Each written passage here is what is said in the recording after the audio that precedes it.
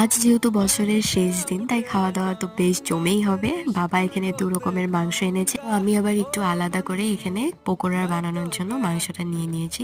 আজ চারোদিকে গান বাজনা একদম ননস্টপ চলেই যাচ্ছে, কারণ অনেকেই পিকনিক খাচ্ছে আশেপাশে। মাংস ৩ রকম ভাবে ম্যারিনেট করা হয়ে গেছে। একটা হবে পকোড়া, আরেকটা হবে ড্রাই ফ্রাই, আর আরেকটা জাস্ট ঝোল করব। সবার প্রথমে পকোড়া কয়েকটা ভেজে দিল মা, আর আমি আর ভাই তো পুরো এক্সাইটেড খাওয়ার জন্য। পোড়াটা বেশ ভালোই হয়েছিল খেতে। আর আমার রিয়াকশন দেখে এখানে একদমই হাসবেন না, কারণ আমি অনেক সময় ভালো খাওয়া খেলে এরকম করে দিই। ভাইয়ের এক্সাইটমেন্ট লেভেল একদম অন্যরকমই ছিল, জানি না কেন ননস্টপ নেচেই যাচ্ছিল।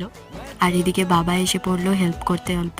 আমাদের চিকেন ড্রাই ফ্রাইটা অলরেডি হয়ে গেছে, আর এখানে মাংসর ঝোলটা বানানো হচ্ছিল। উনুনে যে কোনো রান্নার স্বাদ কিন্তু অন্যরকম হয়ে যায়, যে যাই বলো। আর এখানে ভাই দেখো কি সুন্দর একটা ড্রয়িং করেছে। সবাইকে হ্যাপি নিউ ইয়ার, আর সবার বছরটা যেন খুব ভালো কাটুক। টাটা, দেখা হচ্ছে নেক্সট ব্লগে।